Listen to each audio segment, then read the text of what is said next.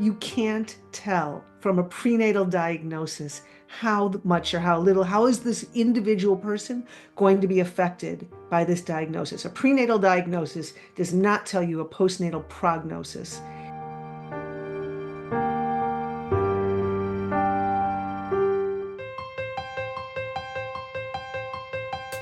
Welcome back to Straight Talk on Life Issues. I'm Victor Nieves, as always, joined by Brad Mattis, president of Life Issues Institute. Today we'll be having an important conversation navigating fetal development, handling doctors and prenatal diagnosis. Victor, many people don't realize just how early in pregnancy that major development occurs, and our guests, I think, are going to clear that up. But the problem is misperceptions on this front will influence views on abortion. And Brad, a lot of the people who are advocating for abortion, truthfully, know very little about fetal development. Well, as you and I know, life began at the moment of fertilization or conception, the union of sperm and egg. You are a one and done. Nobody in the world's history will ever be like you. And it's important, Brad, to recognize the humanity of the preborn, highlighting everything from the formation of their vital organs to the emergence of senses, things like hearing, taste, and even the ability to feel pain. Today, we're going to learn some of the basic facts about fetal development and how we can use those in conversations with others. We're joined by Dr. Robin Pieruci. She's board certified in pediatrics and neonatology. She has a master's degree in bioethics, and she practiced neonatology for nearly 25 years at Bronson Children's Hospital, Level 3 NICU in Kalamazoo, Michigan, where she was also a medical director for 17 years. We're also joined by Tracy Winsor. She's the founder of Be Not Afraid, a case management support service for parents carrying to term following a prenatal diagnosis. Be Not Afraid has welcomed over 300 infants since its founding 15 years ago, and Tracy has overseen all aspects of program management. Tracy and Dr. Pieruci, welcome to the show. Thank you for having me. It's great to be here.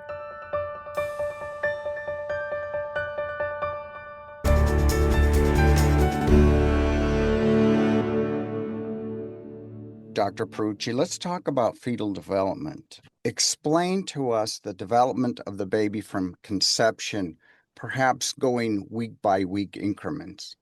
So here's the science that has nothing to do with ideology, religious background, or any of the above. At sperm-egg fusion, a new and unique human being exists that didn't exist prior to that moment and then exists afterward. The DNA, our roadmap that directs our entire life, is unique and intact at that exact moment. And it's not the same as either the mother or the father. This is a unique human being. From there, cell division occurs, and what is to me always just breathtaking is every single organ system is accounted for by the end of 8 weeks. That's the embryonic period of development. So you get to the end of that, the rudiments of every single system is there. They will change in three-dimensional structure and in size and scope and function, but the rudiments are all there. The entire rest of the pregnancy, from 9 weeks all the way until term, is the fetal period of development. So this whole trimester thing was brought to you by lawyers. Thank you very much. It has nothing to do with the embryology. And it's why I get to be able to say the job description of a neonatologist, I take care of fetal people. They are born during the fetal period of development. They are real people. They come with a real attitude, trust me. And if you take their temperature, they will be really irate and attempt to smack you. It's really fun when there's twins because invariably one is kind of a mellow soul and the other one is kicking the other one. And mom's usually able to say, oh yeah, that one's been doing that kind of since conception. And I do use the words conception, fertilization, sperm, egg fusion interchangeably. It is all the same process. And it's not your gestational development is not divided equally by threes. There's the embryonic period. Some people argue about, is there a pre-embryonic period? By the end of it, all the organ systems there, and then you go through the fetal period of development. And many babies are born during that period, or they're born technically at term and they still have underdeveloped organ systems, just like how we develop throughout our entire life. It's an internal clock. So it shouldn't be a big surprise that at birth, sometimes there are systems that lag behind. The lungs are particularly known for that. Some babies need to transition and need longer to kind of catch up. And that's even if they're healthy. Others have different disease states or different problems that mom has had that set different organ systems farther behind or farther ahead. So lots and lots of dynamic things occurring in that whole process. Dr. Pierucci, as a neonatologist, what's one fact that you find usually surprises people when it comes to fetal development? I think one fact is the parents are surprised at the personality that's there, even from tiny people who are the size of your hand. But on the opposite side, people are very much caught off guard by how immature a baby who, quote, is term or closer to term, like 35 weeks, just how immature they can be. One of the huge problems is people expecting to take their baby home within 48 hours when they're born near term, and near term is not the same. And so allowing the babies to heal and give them time to get through the process of transitioning from a fetal environment in the mom's womb into out here breathing air and having to deal with food being taken in and digested, it's a big change. And those are processes that sometimes take their time. And I'm basically in charge of how do I try to keep someone safe while that's happening. There's not a fast forward button. I've checked. I would love to be able to speed some babies farther along more quickly, as parents often are in very stressful situations of having to get back to work or having to get home to other kids or just take care of a sick relative, and then they have a baby in the NICU. And that's really hard, especially when the baby looks so perfect from the outside, remembering that internally we're not up to ramming speed and allowing normal development to happen.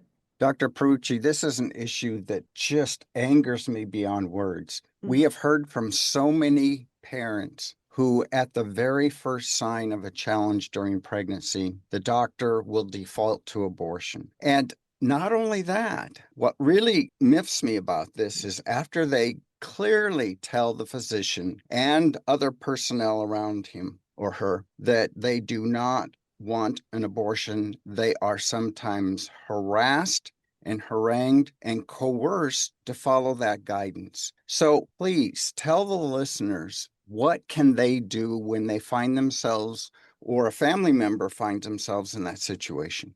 Brad, I wish I could tell you that that was a rare occurrence, and it's just not, which is why it is exactly why I created this new service called Navigating Fetal Concerns, which has a website. And I do this in conjunction with Tracy Winsor at Be Not Afraid.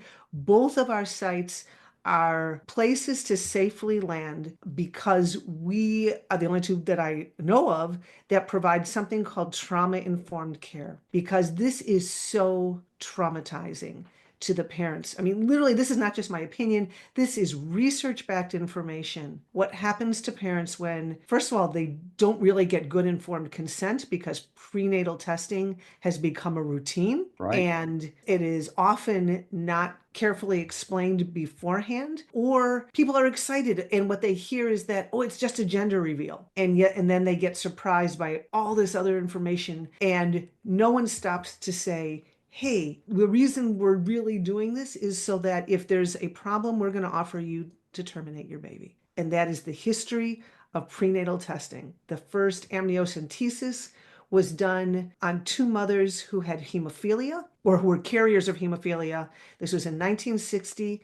And they absolutely said at the onset, their plan was to abort if they were boys because they were so afraid of passing on hemophilia. And I say that not to throw stones because in 1960, I don't know that we had factor. I mean, there's a lot of things we didn't have available, but our first diagnosis is it's a baby. And there's no other diagnosis on the planet that negates diagnosis number one. We are Yes. inherently sacred and worthwhile for caring for. And yes, there are things I can't fix, but it never removes my obligation to care well. And it doesn't remove medical excellence. So, in the face of maybe a path that no one would have chosen, how do I walk with parents, guiding and support so that we can love this little one for as long as we have that privilege? And it might mean we decide that there are some medical procedures that aren't appropriate, but that's never describes the baby, who is always worthwhile and worth getting the best of our care and love.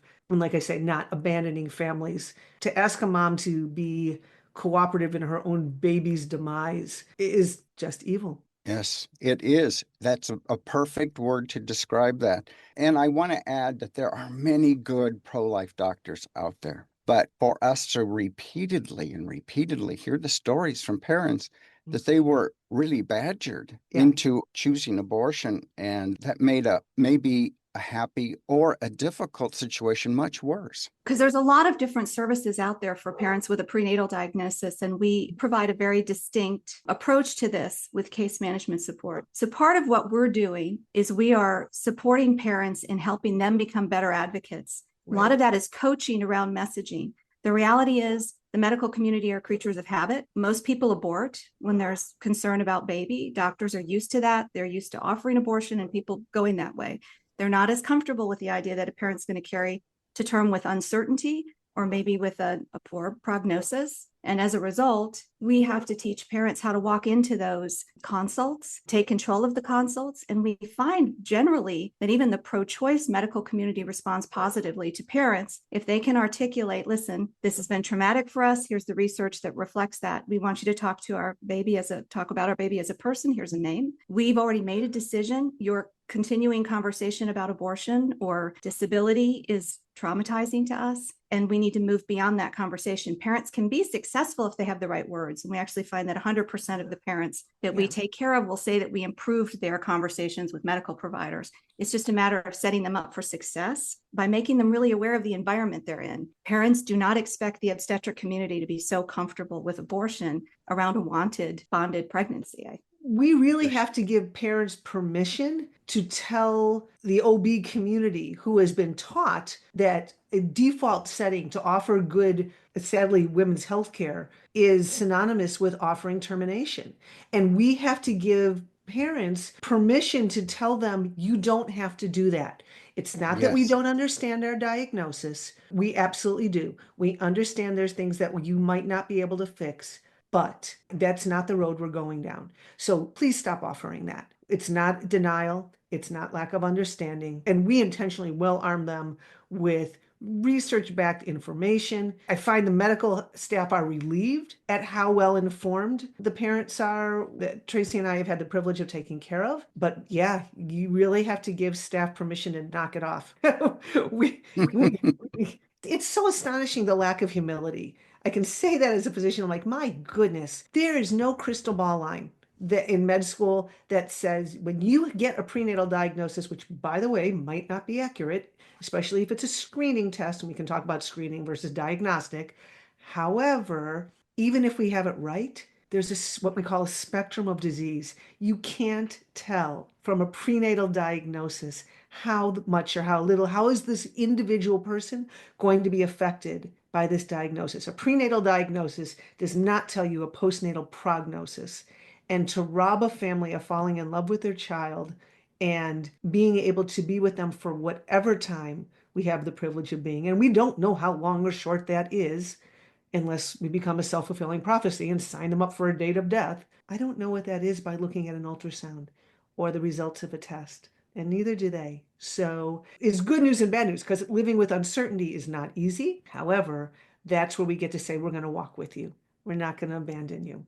You know, and Tracy, something you said really rang with me is that you give them the words to articulate that can be more effective. And I've learned that with experience. I have a very long medical history. And very recently, in the emergency room, I used language that let them know that I was not some sort of dope. And the response that I got from all of the staff that came into that room was quite different than the normal. So you're right. Gosh, we hear so many stories of, even after they say no, strongly no, this push and harassment continues. What do you think is behind the motivation for those so-called doctors who do this? Dr. Pieruci? There's been actual studies that show a disability bias. For the concrete example that is I've seen most often is with trisomy 13 and 18. We used to be taught that that was an actual lethal diagnosis. And the truth is it's not. We've learned quite a bit about those little ones and they can survive. I'm not pretending that they are, quote, fine. They often have significant medical issues throughout their lives, but I can tell you those families value those children. And in this one study, they showed that, yeah, there was a significant amount of doctors who admitted that it wasn't a lethal diagnosis, but when asked, is this a meaningful life? Only approximately 16% said it was, which was heartbreaking to see. How dare they put that view on this little one and for this family and decide that with a certain amount of problems of medical need, that makes it not worth living. That's not their place. We Right. try with parents to provide them with examples of ways in which they can distinguish between the doctor's relationship and their relationship, because disability bias is an issue. And as an example of the extreme nature of the disability bias, Robin and I have been working with a mother who has a positive screening test of unknown significance, but she was told at diagnosis that having a baby with disability would ruin her marriage. So we see all the time these kinds of qualitative judgments made about babies. But one thing that can be very helpful is for parents to say, number one, we have done the research. We know exactly what level of disability that we're looking at. We don't feel the need to have a quality of life conversation. We often encourage them to say that they're connected with a service that's providing them with case management support, whether it's a Robbins or one of the other BNA trained services. And then we say to them, you should say to the doctor, listen, your relationship is different with this baby. We're going to have one baby this year. You're going to have 300 or maybe more. And when our baby's story comes to an end, we, the couple, the parents, have to be comfortable with what that story was. You will go on to the next baby. You won't even remember this baby's name. It's vitally important that we make sure that we do what we need to do to be comfortable with our baby's story. And we often find doctors who will say, oh, I never thought of it that way. So, I mean, again, sometimes it's a matter of the right messaging. We don't encourage parents to fight, but rather to inform and try to sensitize their medical care, simply because if they were to say to the doctor, it's outrageous that you're saying this to me, as you know, with your own medical, the doctor will win eventually. If it's a fighting relationship, none of us that are advocating for ourselves or for children that we love probably have enough information to fight about every test and every screening result and everything else. So, but if we can increase sensitivity, that seems to be very helpful. And surely disability bias is an issue here. But that's a hugely important point, Tracy, of our goal is to not set up an adversarial relationship between mom and her entire medical team. We actually want that team to work better. And so helping everyone hear each other better and improve the communication, often by giving families, here's a really good way to ask this question. That opens the doors for, okay, here's a conversation of, here's my value system. I'm not ignorant. And as we help parents get through the trauma of diagnosis day and regain their ability to advocate for their child, it's amazing how much the waters calm down. Not every single time perfectly, but it does help the advanced medical team so that everyone can work together, because that really is the goal. And Brad, when you're talking about your ER thing, so often we as patients, whether we're the parent or we're the patient ourselves, are kind of passive. We always say to parents, you start the conversation before anybody has a chance to make a mistake or say something offensive or have a different conversation than the conversation that you need. You start the conversation. Thank you. It's so great to be here. We really appreciate the opportunity to have this consult with you. Let us tell you a little bit about ourselves and our baby. This has been traumatic. Here's the research. And then once you've said everything you needed to say in that ER, you found that the response back to you had already changed from what might have been a very different communication had you not explained who you were. And I want to tell the listeners that we are going to provide all of these resources to both of your organizations and other information on the landing page for this program at lifeissues.org. So more information on that at the end of the program. Dr. Pieruci, you alluded to this a little bit earlier. Tell us more about the difference between a screening test versus a diagnostic test. So the screening tests give you a proportion or a chance that the test is correct. It's never 100% for sure conclusive. And depending on different variables like mom's age, the chances of it being a true positive, meaning it really is correct, it changes dramatically. One of the newer tests called the NIPT, or cell-free DNA, is a blood test that can be done on mom. It can be done as early as 10 weeks, but it's a screening test. And what both Tracy and I have heard frequently is that people are making life and death decisions, or being at least leaned on to make life and death decisions based on a screening test that has sometimes like in the teens chances of being correct. It's just so interesting that just the suggestion that your baby is not, quote, perfect, people panic, or they're just felt they must offer death in that situation, as opposed to the default setting being, okay, how do we offer living with this if this is there? Once again, and even if you confirm it, it still doesn't mean I know 100% how the baby's going to be affected. So screening tests mean you get a proportionate value of whether it's true. Diagnostic is usually more conclusive, but once again, I'm always cautious because I've sent home babies whose parents were told they couldn't survive. I love those stories. Is it true that the governing bodies of obstetricians and of maternal fetal medicine physicians say that as policy that abortion is an essential part of women's health care? ACOG says that in so many words. You must offer termination if there is anything abnormal. And I just like to say, thank goodness my mother couldn't tell from my fetal ultrasound what a pain in the butt, stubborn child I would be, because who would have signed up for me? It's one of those weird things. I'm like, raise your hand if you're one of the perfect ones. None of us are. And I think all of us who are parents, there's points in our children's lives that we all would have hesitated to sign up for this had we known from a fetal ultrasound what we were in for. So it's just imperfection as a reason to offer death. I mean, we don't treat any other patient population like that. Hi, it's not Totally. going well. Should we sign you up to die today? I mean, and yet somehow prenatally, these are optional human beings. I don't understand how this is legally appropriate when ethically and medically it's against everything that we've ever promised to do. I Do think it's either worth noting too that they do consider abortion part of women's health care. The flip side of which is most of the organizations also say that a NIP test is a screening test and that clinical decisions should not be based on a NIP test alone. And yet we see in practice that happens pretty frequently. Parents are Right. often surprised to find out that they can walk into their doctor's office with an ACOG statement suggesting that you shouldn't make a decision about termination or limitation of care if you decide to carry to term based on a NIP test alone. So there's kind of a selective, we're going to pay attention to this, but we won't pay attention to this in the practice of informed consent for parents, which is not fair to parents, clearly. and the NIP test is what? It's the cell-free DNA blood test. It's kind of replaced what women in our generation would have had as a triple test or a quad screen. It becomes like that Right. first genetic screen that's routine in pregnancy. The problem is that it's not FDA approved, that most doctors don't themselves have a firm understanding. Even pro-life doctors, sadly, do not handle informed consent on NIPT well. It has a high false positive rate based on maternal age. The younger the mother, the higher the false positive rate. BMI, higher the BMI, the higher the false positive rate. And so you can have a positive, and it's offered, ACOG suggests it's offered to all expectant women. So it's not just targeted to women of a certain age.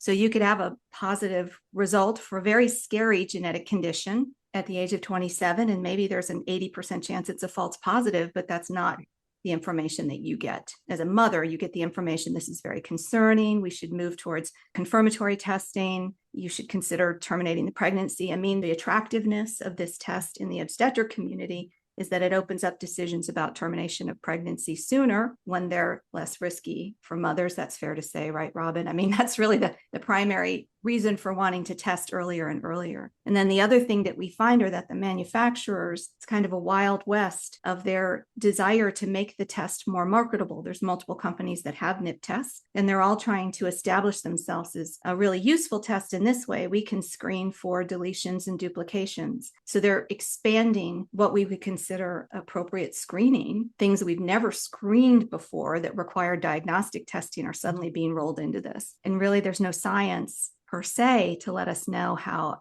accurate these new screening efforts are using this technology that hasn't been FDA approved yet. So it's complicated for parents. Is there any evidence that either one of you are aware of that these physician and medical associations are aware of the psychological impact of abortion on women?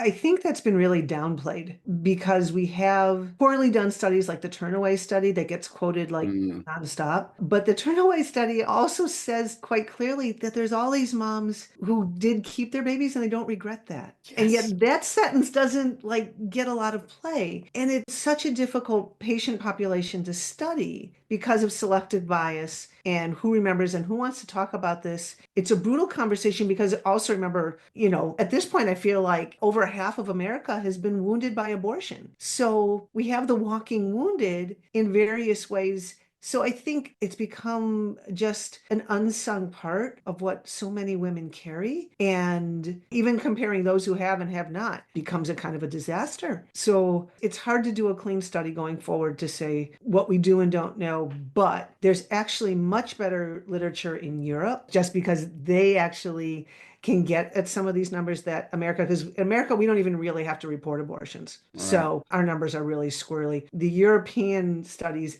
definitely show mental health issues and long-term problems for the moms that, like I say, our press just doesn't cover. I think the abortion experience for women who have a bonded pregnancy and then the abortion results around a prenatal test, we have the European research suggesting that it's even more traumatic. If you think about it, these abortions are often performed in the hospital setting. So these women have an induction of labor, they're handed the baby they aborted. It's a very different abortion experience. And they're often encouraged to take pictures and all the things that we heard about with the abortion provider in Kansas City, Tiller, I guess his name was, it just came back to me, are happening in the hospital setting and complicate the experience for these women a good deal. We actually have research that suggests that it is better emotionally for the mother to carry to term, even if baby is going to die. And so we have very specific data relative to abortion around prenatal diagnosis that should be looked at. The other thing that should not be a problem for the medical community, because we all can agree they don't want to have a conversation about abortion, should not be a problem to acknowledge that we have the data that suggests that the prenatal diagnosis is traumatic, that instead what we have focused on through services like perinatal hospice and other services is the idea that you get the prenatal diagnosis and the trauma is the baby that's coming, or the trauma is the death of the baby, or the trauma is the baby with a heart defect. It should not be a problem for us. And generally we find if parents can have this conversation, it isn't. But the medical community should be responding to parents who've been told that something is atypical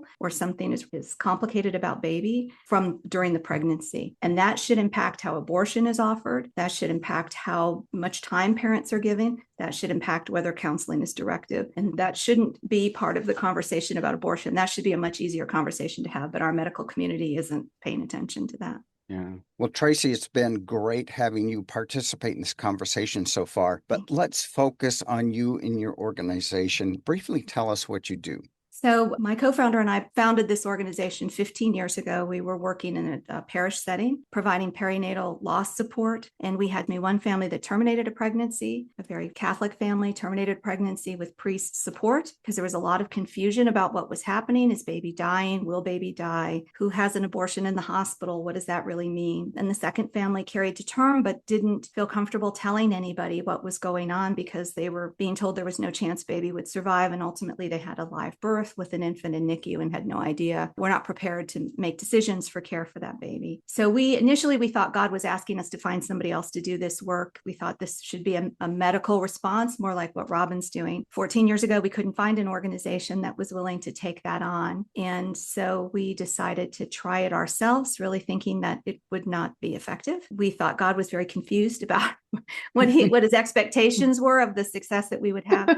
But what we found was, as Robin had stated, the medical community, even though they'll push abortion, they were very happy to have someone who was prepared to take care of parents who were going to carry to term. And quite frankly, I think the births of the families that we had looked so much better than the abortions in the hospital setting that we started getting referrals, which was quite a surprise to us. So over the last 15 years, as we paid attention to research and the research about trauma and the changing perspective of diagnoses that were characterized as lethal 15 years ago, now we know they're not. that, we realized we needed to be more sophisticated in our service delivery. So we transitioned into case management support. And then at some point, we realized that we were kind of unique in the provision of case management support that's trauma informed, that's, pointed to getting parents informed consent so they can make the best decisions for themselves and the care for their baby, rather than care. What's often provided is kind of like, we have a system for you and it's limitation of care at birth. And this is what it looks like. That's what most parents find. And we're more about giving parents an idea of what all their options are so that they can make that decision themselves. And we realized that we were overrun with referrals nationally without anywhere else to send them. So about 4 years ago, we started the process of removing ourselves from direct service, but training other organizations in our model of care. So we have a national network that we've trained that's providing trauma-informed case management support focused on informed consent for parents. We serve parents without regard to the diagnosis. It's not just the more significant diagnosis, could be Down syndrome, could be a heart defect that offers a surgical care. Robin's part of the network of organizations that we've trained, and we're serving parents nationally through that network and continue to train organizations so that we can expand that network.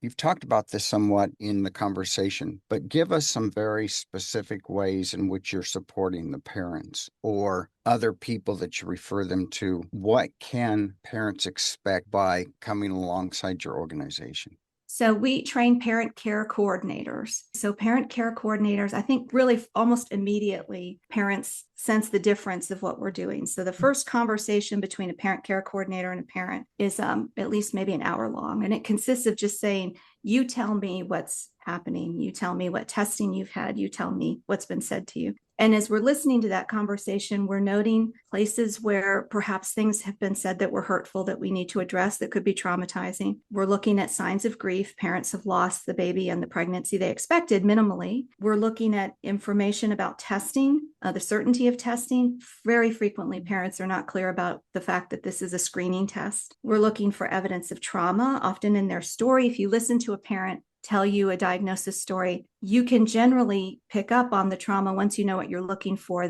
We went to an ultrasound. It was supposed to be wonderful. We were all excited. The tech turned the screen away from us. They know the minute that everything changed and they can feel it. We take their story, we listen to their story, and then we start helping them figure out where they need more information, where there may be a decision to be made, where maybe that something has been presented to them as too great a certainty. And then we say, the support that we offer is like this. We are about helping you see where you have decision points, supporting you in your grief and your trauma, helping you figure out how you bring your friends and family along on this journey in the easiest possible way, helping you have better conversations with your medical providers, introducing you to research, being the person that you call, almost like your new best friend in this moment, if everybody was lucky enough to have a best friend in the middle of a prenatal diagnosis. And then we say, very importantly, but here's the thing, we're trauma-informed service. You get to decide if you want us around, because part of the experience of trauma for parents is this sense that the rug's been pulled out from under you. You don't have any safety. You're overwhelmed. You don't have what you need. And a big part of the service that we provide is giving them autonomy again. Here's how you can talk to your doctors. Here's the strategy. Here's the messaging.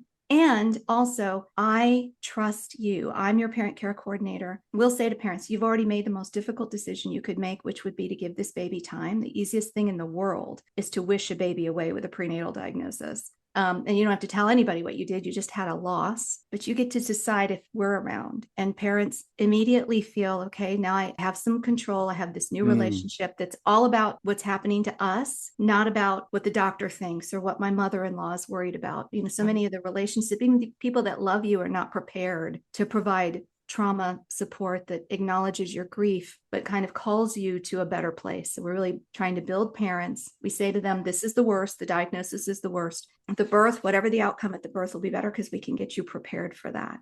We're managing all their referrals. We never say, here's a phone number, try this. We're like, let us check that for you. We'll make sure that's a good phone call before you get on that phone call. As much as we can reduce the potential for additional trauma, we do that. So that, Robin, you add what you think would be helpful. A prenatal diagnosis is so isolating. It is part of the trauma. Parents barely know how to deal with it in their own mind. But then we all like to take care of each other. How do I tell grandma? How do I even tell my friends?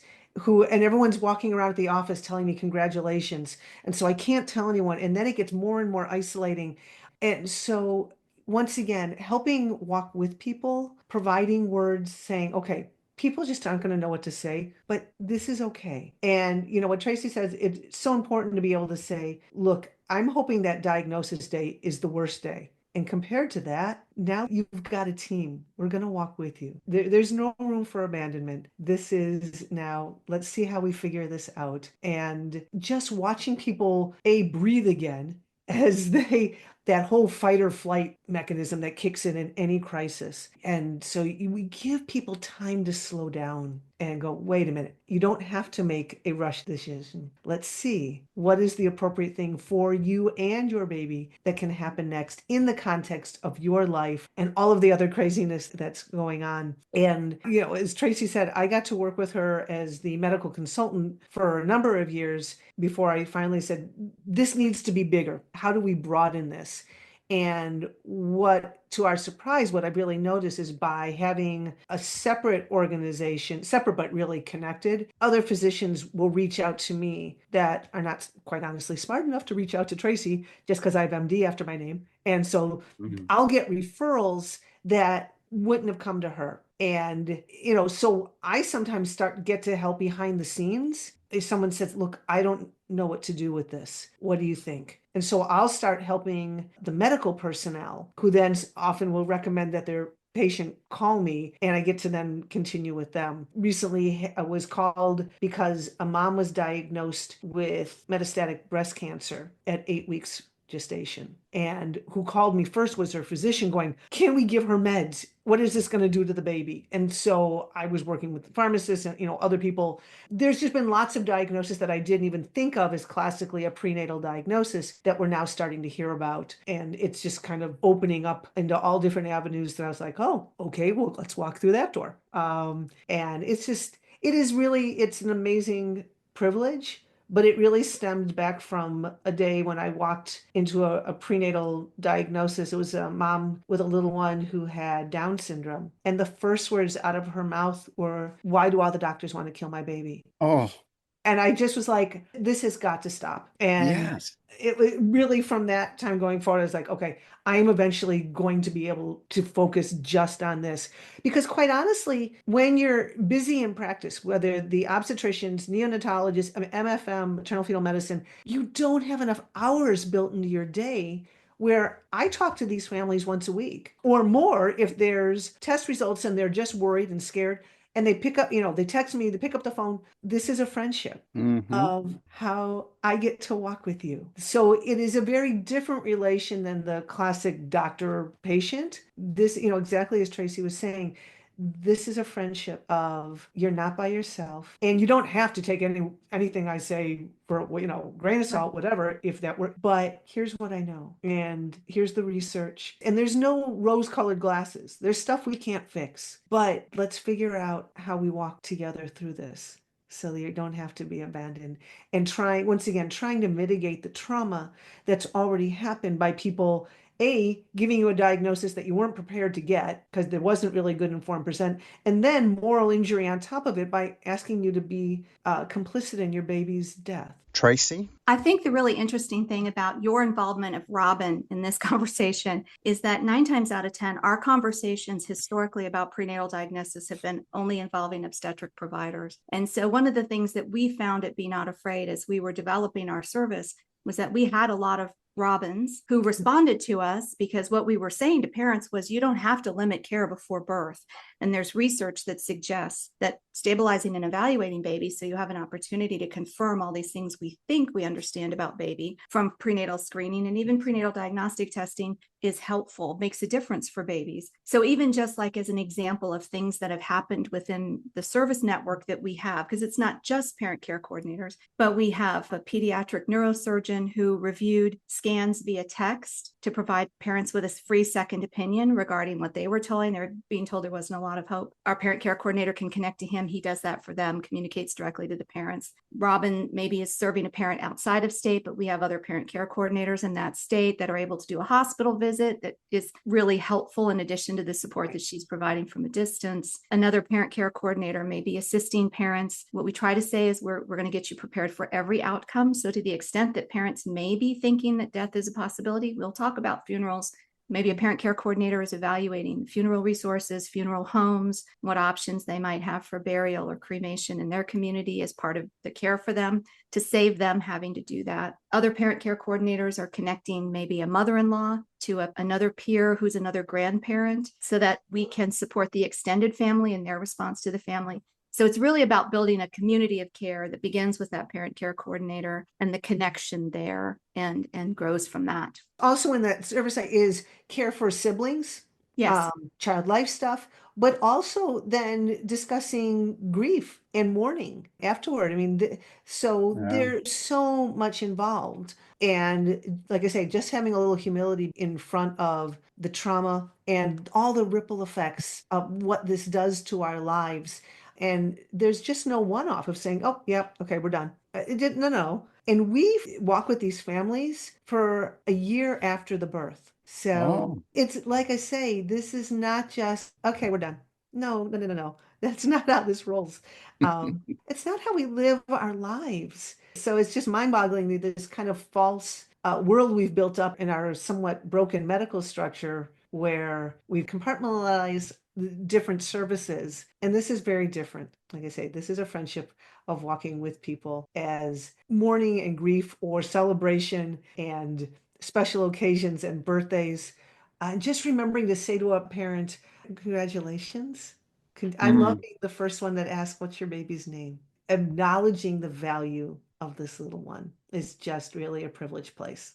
Which many people did not experience prior to getting to you two. Yeah, I think abortion is probably the offer of abortion for a bonded pregnancy is probably the greatest rejection of a child. And I remember we had a father who that offer was made at a children's hospital at a consult with a pediatric provider there. And he was so clear. He said, I walked through the entrance of this hospital. There's all kinds of scary children with all kinds of scary medical conditions that I don't understand. And I go upstairs and somebody says, there's no treatment for your child. You should just end this baby's life. And it changed in a way that it was such a devastating news that you could see all these other scary children who are finding hope in a children's hospital, but not for your baby. You know, there's a statement that connection is the antidote to trauma and despair. So we seek to provide that connection immediately with the parent care coordinator and then expand that circle, ideally, and bring along the medical providers that parents are working with already, or if it's not possible, help them find some other place to be. But generally, we can bring along. Tracy, what advice do you have for the friends and the family of somebody who has received a negative prenatal diagnosis? A couple things. I think, oftentimes we think if the parents aren't going to abort, they're good and they don't need support. And they absolutely need support because even if they're carrying to term, they have the trauma to deal with and they're dealing with a medical community that is by and large does not understand that decision, thinks that, if you're carrying to term, you must be confused or you do not understand how serious this is, or you're a religious person who's praying for a miracle that you're never going to get. So it's really important that the parents understand that medical community and have a way to respond. I think it's vitally important that parents are referred, even if you don't think they need support, they probably need support. I think the other thing is to be conscious of where the parents are. So often parents will come to us and they will say, people are telling me I'm not faithful because I have heard this diagnosis and I'm mourning it. And people are telling me if I had more faith, I wouldn't believe the diagnosis. There's always kind of a natural response to say,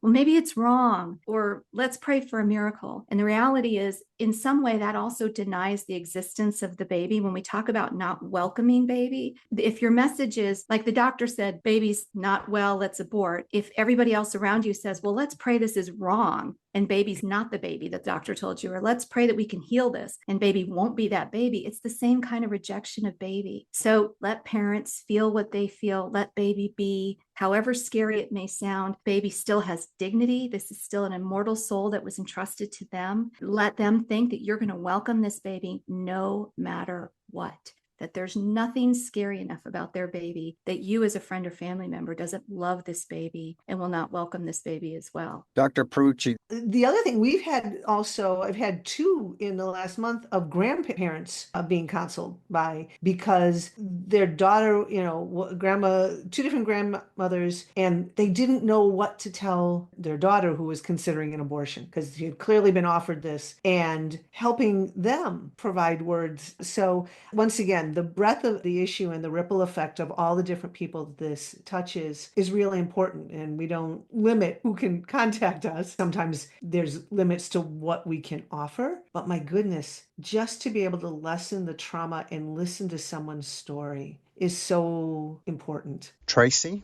When you're providing trauma-informed care, we can co-regulate each other's responses. And so the parent care coordinators we find generally in our work, if let's say we have a baby's in NICU, NICU can be inherently traumatic just in and of itself, even if things are going well, lots of trauma. And so parents will call us, like we're their new best friend in this situation, just to kind of hear a calm voice and calm back down. So for friends and family, remember that if parent is agitated and you respond calmly, you will be able to help them reach their peace again, versus if you get agitated and your response to them is equally agitated. Or if parents are calm and you're agitated. I don't think it's fair that this was told to you. Maybe that's better to talk to somebody else that's not the parent about that before you come to the parent, because you can rile them up when it's really their trauma. You're related to the trauma, but it's not your traumatic situation. So be conscious of your ability to support them with calm. But that's different than denying that they've just heard something that was probably pretty crummy. Yeah. I mean,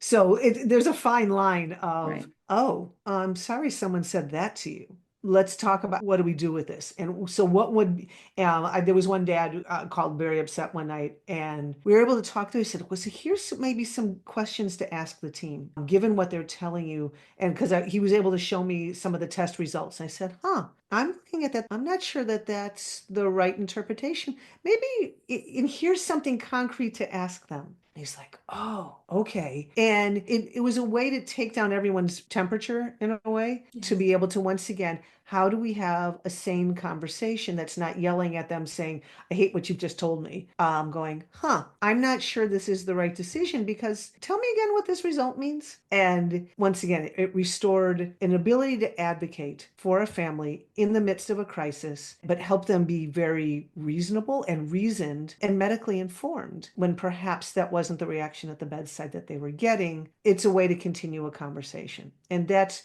being able to help folks do that is a huge part of what we do. Both of you have mentioned accounts that you've experienced. Are there any additional stories that stick out in your minds as far as events that you'd like to share with our listeners? Tracy, let's start with you. You know, I think that we spend a lot of time, kind of rightfully so, criticizing the medical community's natural response. But I would say, as a person who entered into this work as not a medical professional and needed to really rely on a medical community that was willing to refer and then willing to work with our parents, we've found great flexibility generally among the medical community. So I always like to acknowledge stories where, for instance, we had a baby, Anthony, it was first baby, and he lacked kidney development sufficient to impact the development of his lungs. So without kidneys, you don't really generally have great success at breathing. So it's one of those few things that can really impact the likelihood of survival. But it was their first baby. It was a Catholic family. Mom and dad wanted to have a C-section, which is kind of a daring request to go in and make, but they were able to get support for that. And then when there's a C-section, of course, it changes what baby's going to have a short life. If baby's going to have respirations briefly, as they're trying to figure out breathing unsuccessfully, and there's really not a path forward for baby. Maybe you have 20 or 30 minutes of a beating heart. That's also the time mom's being sewn up. So it changes who can see baby. So in working with the hospital and with advocates at the hospital, we were able to arrange it so that the grandmothers were brought into like a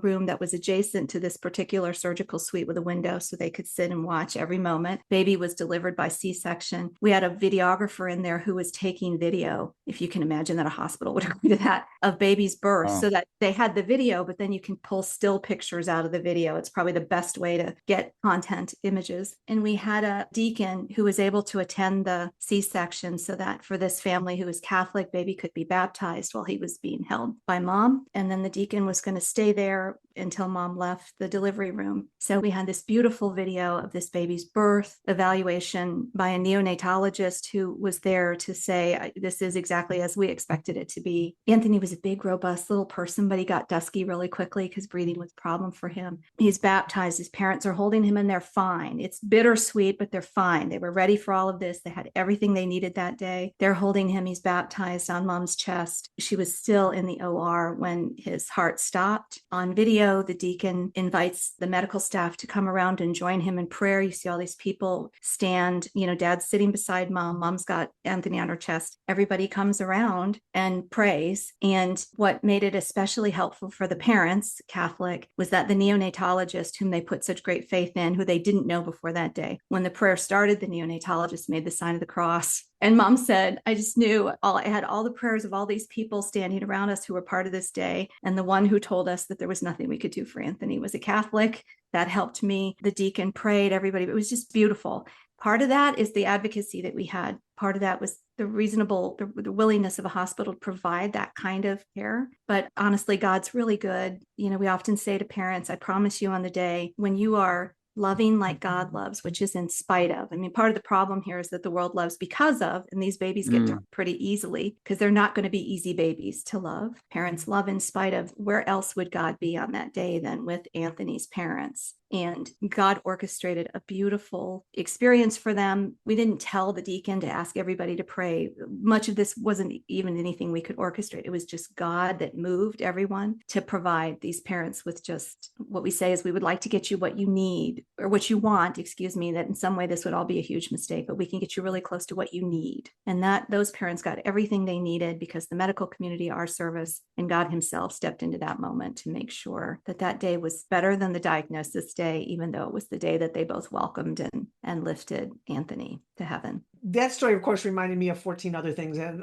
similar, where you just can't believe the amount of pieces that fall into place. But on a slightly different note, there was a mom who I met her prenatally. They weren't given a lot of hope. And I just said, look, I will be there. I'll walk with you. And the little one lived for a couple months up in the NICU, and then it had a sudden demise. And I was talking with mom afterward, and I remember looking at her saying, you succeeded. And she looked at me and was like, what? And this was a family not of a lot of means, and lots of traumatic stories before even the pregnancy. And she just looked at me and she said, what do you mean? And I said, your little one never knew a single moment when he wasn't loved and treasured. And you were with him every single day. And I know what a struggle that was because you've got another little guy at home.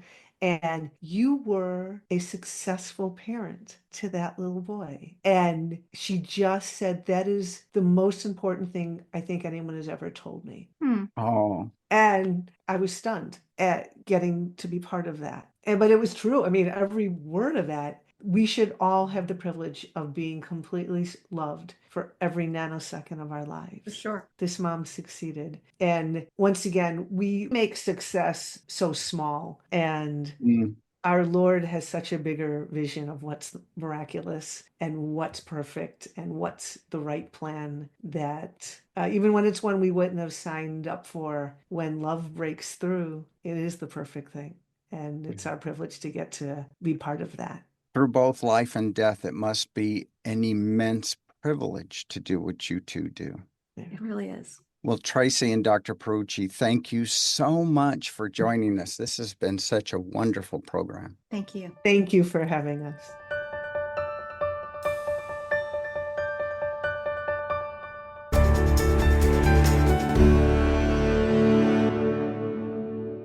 Well, Brad, today's conversation has just been such an abundance of resources and information, really changing my view on prenatal diagnosis, and something that was a challenge for me to digest, but I think it was such an important piece of information provided by both guests, was some insight into winning over these doctors. When the doctor comes to parents and delivers this bad news, and oftentimes is going to encourage them in a direction that they do not want to go, knowing what to say, knowing how to say it, because my instinctual reaction would be to get very angry. But as we heard, in many cases, that probably is not the correct response, at least if we're trying to get the best result from those doctors. So to hear that, I know it was very useful information for me, but also to countless others. We know from experience, Victor, that this is a key issue.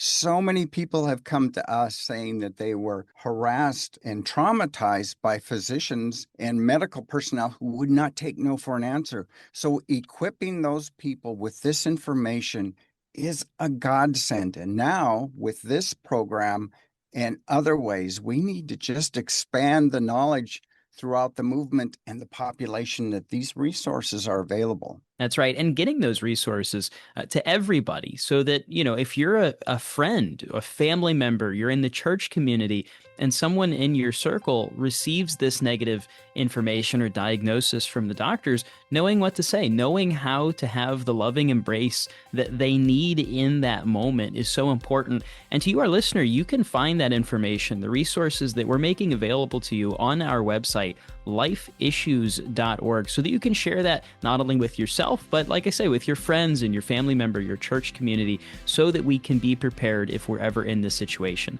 Additionally, while you're on our website, I want to encourage you to join the Life Defenders today, because you can be a part of our work together to save babies and promote a culture of life.